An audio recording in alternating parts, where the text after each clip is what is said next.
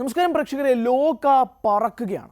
ആരെങ്കിലും വിചാരിച്ചോ മോഹൻലാൽ പോലൊരു നടൻ്റെ ഒരു സിനിമ ഹിറ്റായതിനു ശേഷം ആ ചിത്രമല്ല ഓണം വിന്നറെന്ന് ആരെങ്കിലും ഇത് കേട്ടിരുന്നെങ്കിൽ സത്യം പറഞ്ഞാൽ ചിരിച്ചേനെ. പക്ഷേ ചിരിക്കാൻ വരട്ടെ, 2025 ഓണം അങ്ങനെയാണ്. ഒരു മോഹൻലാൽ ചിത്രത്തിന് പോസിറ്റീവ് റെസ്പോൺസ് കിട്ടിയിട്ട് പോലും മറ്റൊരു ചിത്രം ഓണം വിന്നറായിട്ട് മാറുന്നത് എനിക്ക് തോന്നുന്നു ഒരു മോഹൻലാൽ ചിത്രത്തിനും സമീപകാലത്തൊന്നും അങ്ങനെ ഒരു ഗതികേട് വന്നിട്ടില്ല എന്നുള്ളതാണ്. അത് വന്നിരിക്കുന്നത് ലോക ചാപ്റ്റർ 1 ചന്ദ്ര എന്ന സിനിമയ്ക്കാണ്.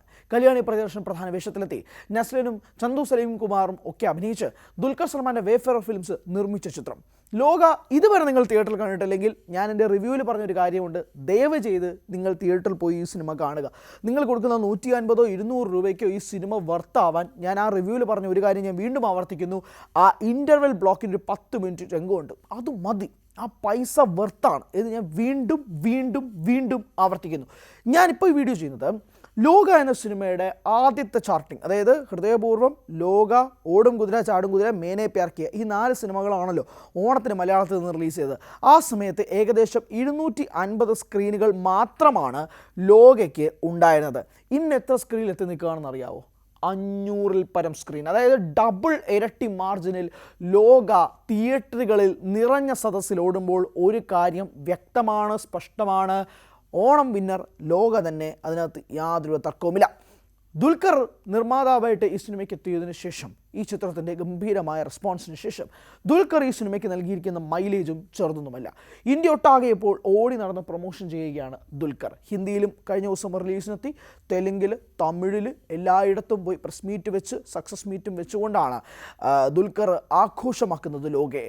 ദുൽഖർ തന്നെ പറഞ്ഞു, ഞാനൊരു ലക്കി പ്രൊഡ്യൂസർ ആയിരിക്കാമെന്നത്. പക്ഷേ ലക്കി പ്രൊഡ്യൂസറിനേക്കാൾ ഉപരി 30 കോടി രൂപ ബഡ്ജറ്റിൽ ചെയ്തു വെച്ചേക്കുന്ന സാധനം എന്താണ് എന്നുള്ളതാണ് തെലുങ്കിൽ നിന്നും തമിഴ്നാട്ടിൽ നിന്നുള്ള പ്രേക്ഷകർ ചോദിക്കുന്നത്. കാരണം അവിടെ ആലോചിച്ച് നോക്കൂ, 30 കോടി ബഡ്ജറ്റിൽ ഈ സിനിമ എടുത്തു വെച്ചിട്ടുണ്ട്. അവിടെ ഇപ്പോൾ ഒരു പ്രോമിനൻറ്റ് സംവിധായകൻ വാങ്ങിച്ച ശമ്പളം എന്ന് പറയുന്നത് 50 കോടി രൂപ. ഒരു വ്യക്തിയുടെ ശമ്പളമാണ് ഞാൻ പറയുന്നത്. ഒരു വ്യക്തിയുടെ ശമ്പളം എന്ന് പറയുന്നത് ലോക എന്ന സിനിമയുടെ മുഴുവൻ ബഡ്ജറ്റിനേക്കാൾ ഇരട്ടിയുടെ അടുത്തെത്തുന്ന രീതിയിലുള്ള ശമ്പളം ആ സംവിധായകൻ വാങ്ങിച്ചിട്ടുണ്ട്. എന്നിട്ട് ആ സിനിമയുടെ അവസ്ഥ എന്താണ്? ലോകേഷാണ് ആ സംവിധായകൻ, കൂലിയാണ് ആ ചിത്രം. കൂലി സെപ്റ്റംബർ 10-11 OTTയിൽ വരികയാണ്. സിനിമയുടെ നെഗറ്റീവ് റിവ്യൂസ് വളരെ രീതിയിൽ ബാധിക്കപ്പെട്ടിട്ടുള്ളൊരു സിനിമയും കൂടിയാണ് കൂലി. ചിത്രത്തിന് തുടക്കത്തിലുണ്ടായിരുന്ന, അല്ലെങ്കിൽ പ്രീ ബുക്കിങ്ങിൽ നിന്നും ആദ്യ ദിന കണക്ഷനിൽ നിന്നും ഒഴിച്ചു നിർത്തിയാൽ 2-ാം ദിനം, 3-ാം ദിനം, 4-ാം ദിനം, 5-ാം ദിനത്തിലുണ്ടായ ഡീപ്പ്, അതായത് താഴ്ച, ബുക്കിങ്ങിലുണ്ടായ താഴ്ച ആ സിനിമയെ വലിയ രീതിയിൽ ബാധിച്ചിട്ടുണ്ട്. ലോകേഷ് ഏറ്റവും ഒടുവിൽ മാധ്യമങ്ങൾക്ക് മുന്നിൽ വന്ന് പറഞ്ഞപ്പോൾ പോലും ലോകേഷ് ന്യായീകരിക്കുകയാണ് ചെയ്തത്.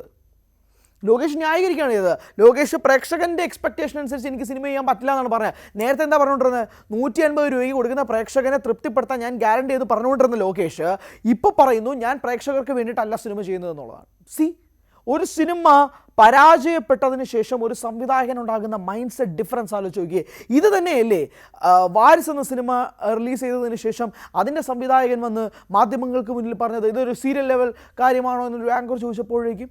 അപ്പോൾ ഫെയിലിയർ വരുമ്പോഴേക്കും അത് പ്രേക്ഷകൻ്റെ തലയിൽ മാത്രം എടുത്ത സംവിധായകനെയും നമ്മൾ കുറച്ച് കാണരുത്. ഞാനത് വേറൊരു ടോപ്പിക്കായിട്ട്, വേറൊരു വീഡിയോയിലായിട്ട് ചെയ്യാം. പക്ഷേ നമ്മൾ ലോകയുടെ കാര്യങ്ങളായിട്ട് വരുമ്പോൾ പോലും ഒരു വലിയ ക്ലാഷ് നടക്കുന്നത് ഹൃദയപൂർവ്വം ലോക, മോഹൻലാൽ ചിത്രത്തിന് തൂക്കിയടിച്ച് ലോക എന്നൊക്കെ പറയുമ്പോൾ പോലും ഞാൻ ഒരു കാര്യം പറഞ്ഞോട്ടെ, നമുക്ക് 2 ആസ്പെക്റ്റിൽ നിന്ന് എടുക്കാം. സ്വാഭാവികമായും ബോക്സ് ഓഫീസ് കളക്ഷനിൽ നിന്നൊരു താരതമ്യം ഉണ്ടാകുന്നത് ഉറപ്പായിട്ടും ഉണ്ടാകും. പക്ഷേ മലയാളത്തിൽ നിന്ന് വരുന്ന 2 സിനിമകൾ, അത് മലയാള സിനിമയാണ്, മലയാള പ്രോഡക്റ്റാണ്. അവിടെ നാഗശ്വിനെ പോലൊരു സംവിധായകൻ തെലുങ്കിൽ നിന്നൊന്ന് ആലോചിക്കുകയെ, കൽക്കി 2898 AD എന്ന് പറഞ്ഞൊരു സിനിമ പ്രഭാസിനെ നായകനാക്കി അമിതാഭ് ബച്ചൻ, ദീപിക പദുകോൺ, ഇവരെല്ലാവരും വെച്ച് ഇതൊരു ബ്രഹ്മാണ്ഡ കിടിലോസ്കി പടം.